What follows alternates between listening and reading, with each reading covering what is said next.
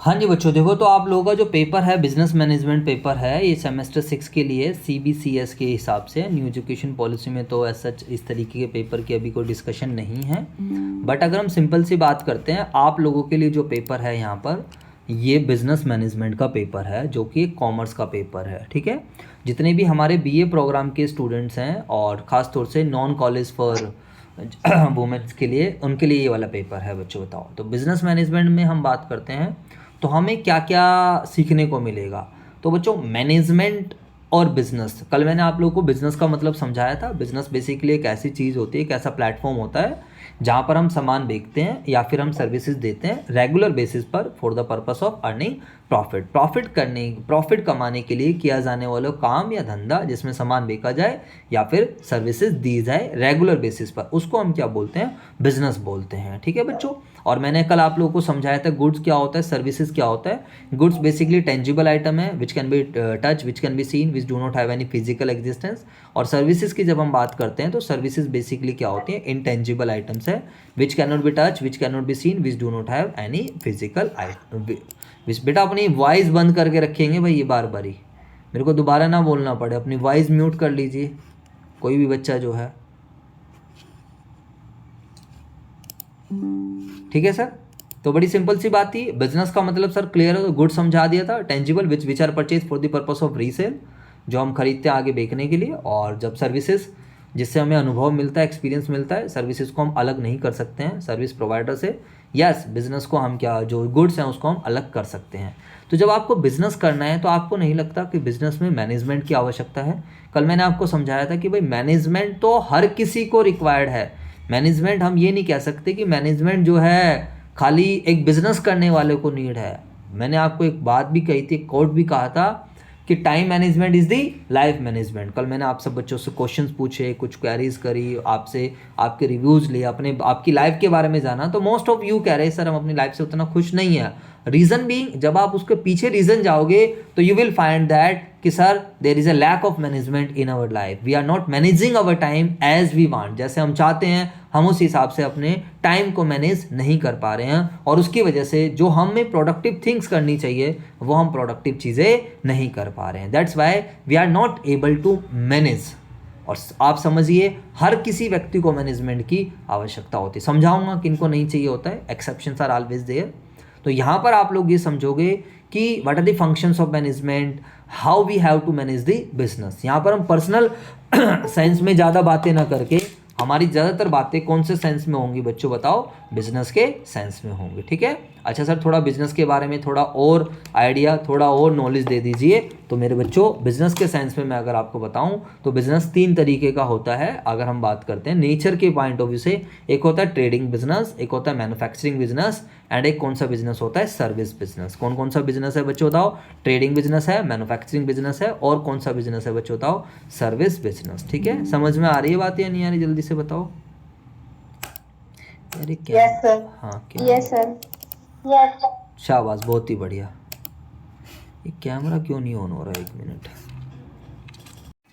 हाँ जी बच्चों, अगर हम सीधी सी बात डिस्कशन करते हैं तो मैंने आप लोगों को समझाया बिजनेस 3 तरीके का होता है, एक ट्रेडिंग बिजनेस और एक मैन्युफैक्चरिंग बिजनेस और एक सर्विस बिजनेस। ट्रेडिंग बिजनेस जहाँ पर हम सामान खरीद रहे हैं और जैसा हम सामान लेकर आ रहे हैं वैसा का वैसे ही हम आगे बेच देते हैं, इस वाले बिजनेस को हम क्या बोलते हैं, trading business. That is manufacturing business, जल्दी से बताइए, जहाँ पर हम पहले रॉ मटेरियल लाएंगे, रॉ मटेरियल की प्रोसेसिंग करके फिनिश प्रोडक्ट बनाएंगे और फिर हम आगे सेल करेंगे, वो वाला बिजनेस कौन सा बन जाएगा, manufacturing business. And what is service business, जहाँ पर we are not selling any kind of goods but where we are providing the services, जहाँ पर हम क्या दे रहे हैं, सर्विस। जैसे कि आप एक बार्बर शॉप पे जाओगे, एक किसी पार्लर वगैरह में जाओगे, तो they are not selling you the goods, they are just rendering you the services. तो जब हम सर्विसेज रेंडर करते हैं तो वो क्या बन जाता है, बिजनेस बन जाता है, मतलब सर्विस वाला बिजनेस बन जाता है। किसी आइसक्रीम शॉप पे जा रहे हो, कहीं कपड़े खरीदने जा रहे हो, विशाल मेगा मार्ट में जा रहे हो, वाला आपका ट्रेडिंग बिजनेस बन जाएगा। मैन्युफैक्चरिंग बिजनेस लाइक लिबर्टीज़ हैं, कोई ब्रिटानिया इंडस्ट्रीज़ हैं, जितनी भी इंडस्ट्रीज़ हैं जहाँ पर कुछ चीज़ें बनाई जा रही हैं, उस वाले बिजनेस को हम क्या बोलते हैं मेरे दोस्तों, कौन सा बिजनेस, मैन्युफैक्चरिंग बिजनेस। तो एक बात हमेशा ध्यान रखना, आपको बिजनेस को, चीज़ों को मैनेज करना है। ठीक है, चलो अभी हम ये डिस्कशन करेंगे, थोड़ा थोड़ा सिलेबस के बारे में देख लेते हैं। आफ्टर कंप्लीटिंग द कोर्स को कंप्लीट करने के बाद student shall be able to, student जो है क्या क्या चीज़ें अच्छे से कर पाएगा, understand the evolution of management और इट्स सिग्निफिकेंस।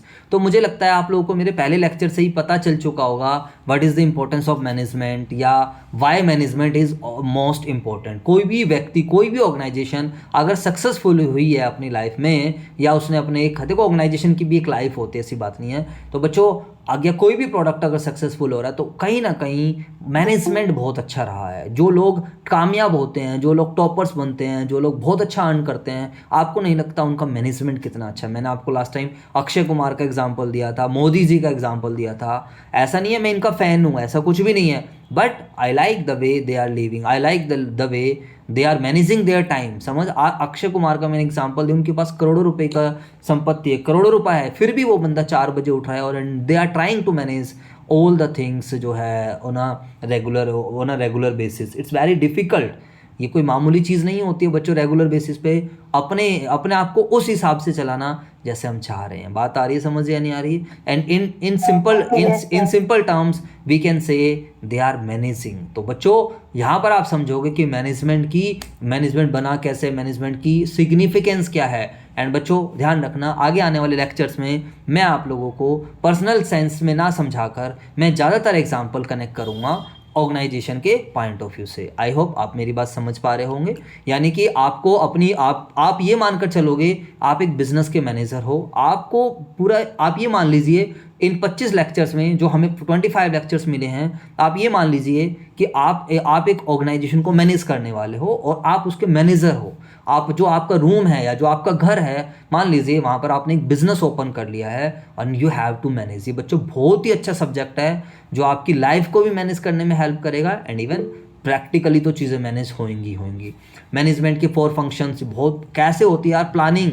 अब मैनेजमेंट सर आप बताए जा रहे हो इतनी बढ़िया चीज़ है ये है, लेकिन how we have to manage, ये तो बताओ हम कैसे मैनेज करेंगे। जैसे कि अभी आप सब बच्चों ने देखा।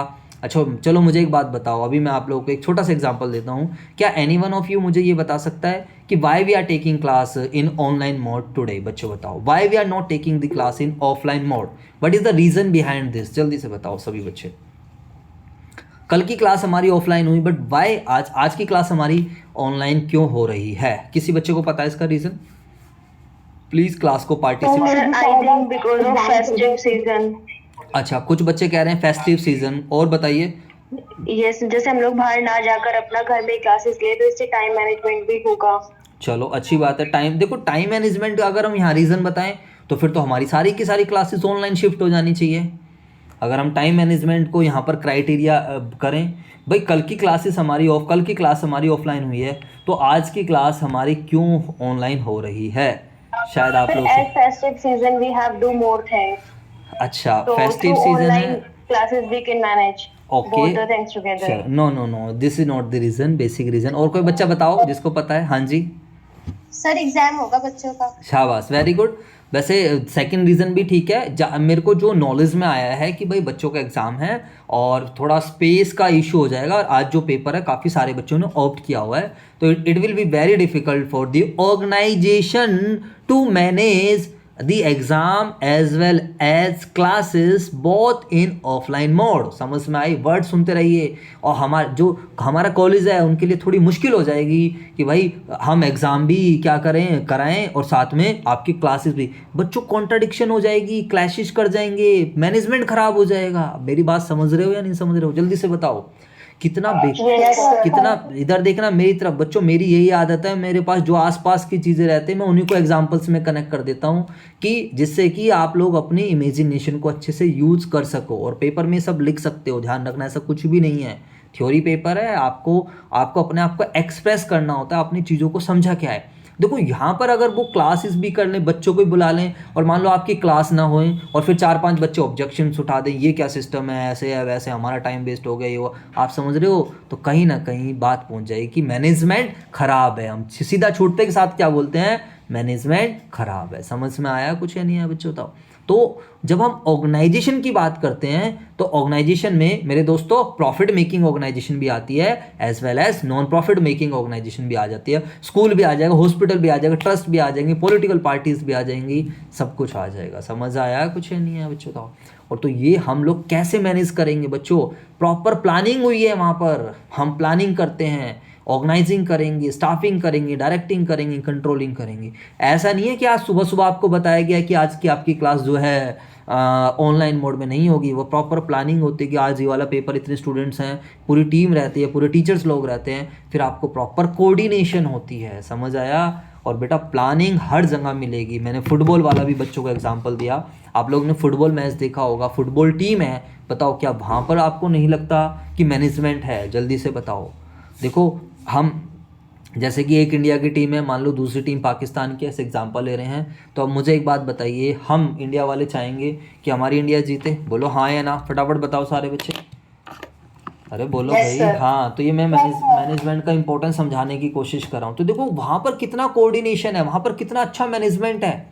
हमारे पास, हमारे खिलाड़ी के पास गेंद है, वो बॉल है, अब भैया वो कोशिश कर रहा है कि भाई कोई दूसरा जो है, जो अपोनेंट है, उसके पास हमारी गेंद ना चली जाए। समझ में आया? और जितने भी टीम में प्लेयर्स हैं वो कैसे कोऑर्डिनेट करते हैं और कितनी स्पीड में कोऑर्डिनेट कर रहे हैं। बेटा उनकी बॉडी लैंग्वेज देखो और उनका जो है इशारे देखो आप उनके, मतलब किस तरीके से वो चाहते हैं कि हमारा जो अपोनेंट है उसके पास ना जाए और हम सीधा बॉल को कहाँ पहुँचा दे, गोल कर दें। समझ में आया कुछ है नहीं बच्चों?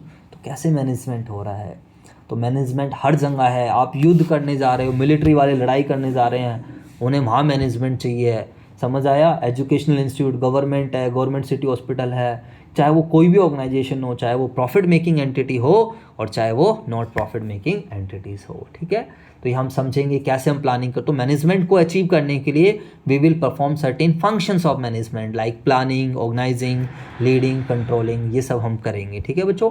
रोल ऑफ मोटिवेशन, भाई मैनेजमेंट, अब कई बार हमारा एम्प्लॉई नहीं काम करना चाहता है, तो अब हम ऐसा क्या करेंगे जिससे कि हमारा एम्प्लॉई काम करें, हम उनसे मोटिवेट करेंगे। समझ आया? क्या मोटिवेशन है? एम्प्लॉई से काम लेना कोई मामूली चीज़ नहीं होती है। ठीक है बच्चों? Time to time we have to perform certain actions, तो वो हम सीधा डिस्कस करेंगे।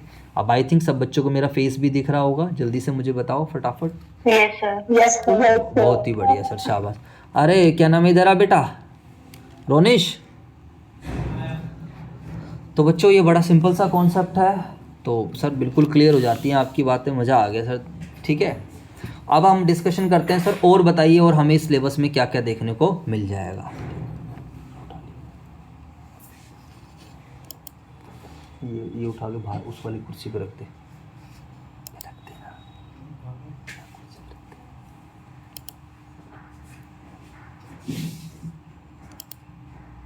चलो ठीक है। अब सभी बच्चे ध्यान से समझेंगे इधर। तो सर और हमें क्या क्या देखने को मिलेगा, आ जाते हैं सर हम यहाँ पर। ये हो गया सर इंट्रोडक्शन टू मैनेजमेंट, हम पढ़ेंगे। There are 5 units. Changing dynamics of management practice, understanding the controlling contemporary, ये सब कुछ हम डिस्कस करेंगे। बेसिकली हमारा जो कोर्स कंटेंट है वो कुछ 5 यूनिट्स के अंदर आपके पास डिवाइडेड है। 5 यूनिट्स कौन कौन से हैं? सबसे पहले मैनेजमेंट क्या होता है, मैनेजमेंट के फीचर्स क्या हैं, मैनेजमेंट की इंपॉर्टेंस क्या है, जो फ्योल जी हैं इन्होंने क्या क्या मैनेजमेंट प्रिंसिपल्स दिए हैं, टेलर्स के साइंटिफिक मैनेजमेंट प्रिंसिपल्स क्या है, मैनेजमेंट का रोल क्या है हमारी लाइफ्स में। देखो बच्चों ये तो कल ही मैंने आपको समझा दिया, अगर आप देखोगे तो role of our management, role of, अबे क्या हो गया, दिख नहीं रहेगा, स्क्रीन शेयर नहीं हो रही क्या बच्चों? सर ब्लैक हो गई। एक मिनट, ये कैसा क्या हो गया? अब दिख रहा है कुछ या नहीं दिख रहा है? ये सर सही है। ठीक है। कैमरे में क्या दिक्कत आ रही है, एक मिनट रुको। देखो मैं दोबारा बताता हूँ, मैनेजमेंट का मतलब बेसिकली अगर हम तोड़ दें मैनेजमेंट को, तो मैनेज हो गया, मैन हो गया और टी हो गया। तो मैनेज का मतलब अच्छे से सारी चीज़ों को करना, टाइम को मैनेज करना, रिसोर्सेज को मैनेज करना, जो रिजल्ट्स हम चाहते हैं उस रिजल्ट्स को अचीव करना।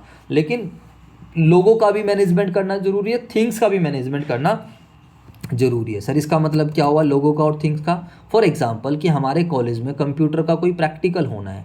अब क्या है, हमारे पास टीचर्स हैं, हमारे पास क्या है, टीचर्स हैं, लेकिन मेरे दोस्तों क्या नहीं है बच्चों, बताओ फटाफट बताओ। टीचर्स है बट कंप्यूटर्स नहीं है, तो बताओ अब टीचर्स क्या करेंगे? जब कोई प्रैक्टिकल होना है तो मुझे बताओ, प्रैक्टिकल तो प्रैक्टिकल की तरीके से होएगा ना। प्रैक्टिकल के लिए हमें क्या चाहिए, लोग भी चाहिए, एंड लोगों के साथ साथ हमें क्या भी चाहिए बच्चों, मशीन्स भी चाहिए। आप मेरी बात समझ रहे हो या नहीं समझ रहे हो, जल्दी से बताओ। Yes sir. अब मान लीजिए हमारे पास लोग हैं बट मशीन्स नहीं है, लोग हैं हमारे पास, मशीन्स नहीं है, तो सर क्या होगा, तो भी हमारा मैनेजमेंट ख़राब है। या मशीन्स हैं और हमारे पास लोग नहीं है, तो भी हमारा मैनेजमेंट ख़राब ही माना जाएगा। समझ में आई या नहीं है? तो we have to manage the resources as well as, हमें खाली लोगों को नहीं मैनेज करना है, हमें लोगों के साथ साथ रिसोर्सेज को भी क्या करना है, मैनेज करना है। ये हम चैप्टर नंबर 1 में अच्छे से पढ़ने वाले हैं। चैप्टर नंबर 2 में फंक्शंस आएंगे, प्लानिंग, ऑर्गेनाइजिंग, थोड़ा इस फंक्शंस के बारे में एक्सप्लेनेशन करी जाएगी। फिर इन्हीं चीज़ों को हम आगे जाकर डिटेल में पढ़ेंगे, इन्हीं चीज़ों को हम आगे जाकर पढ़ेंगे कि भाई प्लानिंग क्या है, ऑर्गेनाइजिंग क्या है, ये सारी चीज़ें हम लोग डिटेल में आगे पढ़ रहे होंगे। समझ में आया? प्लान देखो, प्लानिंग का मतलब क्या होता है, thinking in advance what we have to do. Like आप में से मुझे बताओ कितने बच्चे टू डू लिस्ट बनाते हैं, जल्दी से बताइए। चलो सर टू डू लिस्ट बनाने की तो बाद की बात है, पहले आप हमारे से ये तो पूछ लीजिए what is to do list. बच्चों बताओ, how many of you know what is to do list? To do list क्या होता है, जल्दी से मुझे बताओ सभी बच्चे, टू डू लिस्ट क्या होता है? एनी वन ऑफ यू, कोई बच्चा बताना चाहेगा टू डू लिस्ट क्या होता है? टू डू लिस्ट क्या होता है? कोई भी बच्चा बताओ, इतने शर्माने वाली बात नहीं है। सर लाइक आज सुबह मॉर्निंग में उठ के मुझे सबसे पहले अपनी टू डू लिस्ट बनानी है कि आज मैं होल डे मतलब किस में स्पेंड करूंगी, क्या क्या काम करूंगी, उनको मैनेज करना। शाबाश, वेरी गुड।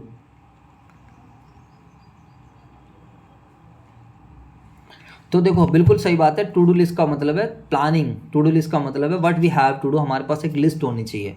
और एक जो डिसिप्लिन पर्सन है, जितने जितने भी बड़े लोग रहते हैं, बिजनेसमैन रहते हैं जिनके पास काम रहे, इवन एक डिसिप्लिन बॉय भी क्या करता है, अपनी टू डू लिस्ट जरूर तैयार रखता है। फॉर एग्जांपल मैंने आप सब बच्चों को बताया, मैं डेली बेसिस पे आपको कुछ ना कुछ जरूर सिखाता रहूँगा, तो आप लोगों को अपनी टू डू लिस्ट भी हमेशा रात को ही तैयार कर लेनी चाहिए कि कल मुझे क्या क्या करना है। फॉर एग्जाम्पल आज आपको 4 घंटे की पढ़ाई करनी है, आज आपको अपने पेरेंट्स को हॉस्पिटल लेकर जाना है, या फिर क्या बोलते हैं, आज आपको मूवी देखने जाना है, आज आपको इसका प्रेजेंटेशन देनी है, लास्ट है ये मेरा पेपर, इसकी तैयारी करनी है, जो भी ऐसा कुछ है, मतलब आपको पहले से डिसाइड कर लेना चाहिए। समझ में आया? तो दैट इज़ प्लानिंग। तो ऐसे ही एक ऑर्गेनाइजेशन अपनी प्लानिंग करती है कि भाई मुझे कितनी सेल करनी है, मुझे किस तरीके के कस्टमर्स को टारगेट करना है, मुझे मार्केटिंग स्ट्रेटेजी क्या करनी है, पैसा उठाना है तो मुझे कहाँ से उठाना है, ये सारी चीज़ें एक ऑर्गेनाइजेशन प्लान, क्योंकि बातों से कुछ नहीं होता बच्चों, सबसे पहले वी हैव टू प्लान, और हमें उस प्लान को फिर क्या करना होता है, एक्चुअल में फिर बच्चों हम इम्प्लीमेंट करते हैं।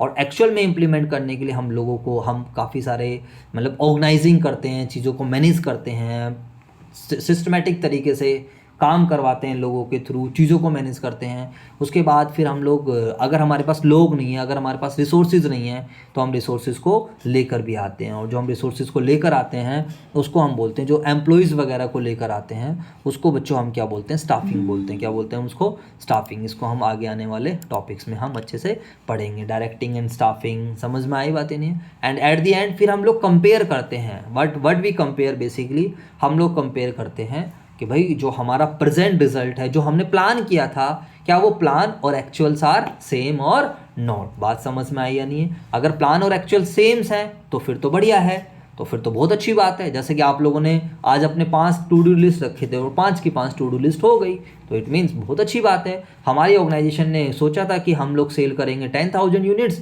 और हमारी 10,000 यूनिट सेल हो गई, तो बहुत अच्छी बात है, वेरी गुड। लेकिन हम चाहते थे, we had made a plan of selling 10,000 units but we sold only 9,000 units. अब मुझे बताओ हमारी खाली 9,000 यूनिट्स बनी, तो उस केस में बच्चों बताइए क्या होगा? बड़ी सिंपल सी बात है सर, हम तो अपना एक्चुअल जो है it is not matching with the plan, और इसी को हम बोलते हैं कंट्रोल करना।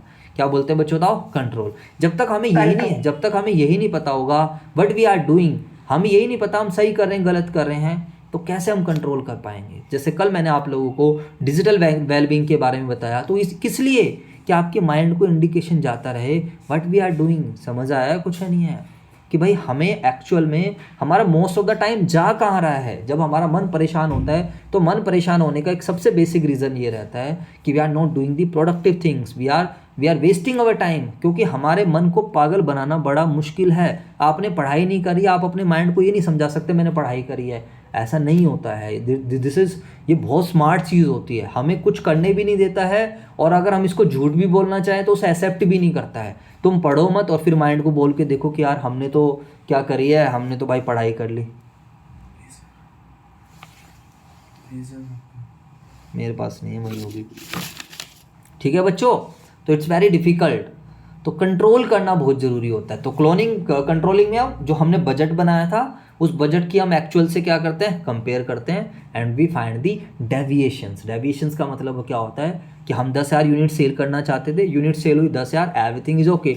10,000 सेल करना चाहते थे, यूनिट सेल हुई 12,000। ओ माय गॉड, क्या बात है यार, आपको तो मैनेजमेंट बहुत अच्छा है, आपने बजट से ज़्यादा चीज़ें सेल करी हैं। तो मैनेजर को बुलाया जाता है, सेल्स मैनेजर को बुलाया जाता है, प्रोडक्शन मैनेजर को, एचआर को, सबको अप्रिशिएट किया जाता है, रिवार्ड दिया जाता है कि आपने हमारी एक्सपेक्टेशन से ज़्यादा क्या करा है बच्चों, काम करा है। समझ आया नहीं है? और जब जब हमें रिजल्ट्स कम मिलता है तो फिर बुलाया जाता है, मैंने उनसे रीजंस पूछे जाते हैं कि हम 10,000 यूनिट्स का हमने प्लान बनाया था, why we couldn't sell 10,000 units, why we sold only 8,000 units, why we sold only 9,000 units. बात समझ आई है नहीं आई?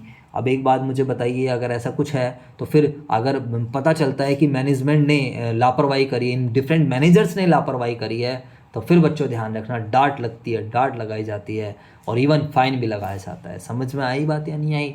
तो एक ऑर्गेनाइजेशन के अंदर बहुत सारे मैनेजर रहते हैं। बहुत सारे मैनेजर मतलब production manager, sales manager, HR manager, finance manager.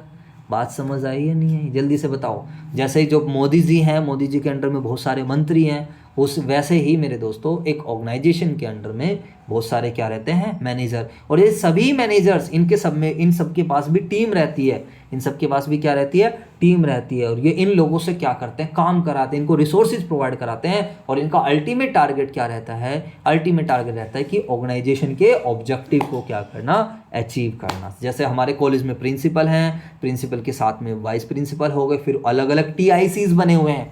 बताइए why there are different TIC, जल्दी से बताओ सभी बच्चे, अलग अलग TICs क्यों बनाए गए हैं? इसीलिए तो बनाए गए हैं कि हमारा जो काम है वो सिस्टमेटिकली क्या हो सके, चीज़ें हमारा मैनेजमेंट अच्छा बना रहे। समझ आया कुछ या नहीं आया बच्चों? बताओ जल्दी से बताओ। हेलो। हाँ तो बच्चों पूरे सेशंस में आप इतना एंजॉय करने वाले हो, इतना मज़ा आएगा आप लोगों को, आपको ऐसा लगेगा कि हाँ यार यही तो एक सब्जेक्ट था जिसकी हमें सबसे ज़्यादा ज़रूरत थी, और यही तो एक टीचर था जो हमें मिलना चाहिए था। मतलब सर आप अपनी तारीफ़ करते रहोगे, नहीं बेटा, सेल्फ एप्रिसिएशन भी बहुत ज़रूरी है। अच्छा, कुछ बच्चे कह रहे थे सर एक बात बताओ, हमें ना बुक का इशू है, हमें आप पे भरोसा नहीं है, और सर पिछली बार कोई टीचर था उसने हमें 12th वाला पढ़ा दिया, ये कर दिया वो कर दिया। बेटा एक बात बताया तो मैं, मुझे दूसरे टीचर का नहीं पता है, बट मैं अपना बता रहा हूँ। कंटेंट ये है आप लोगों के लिए।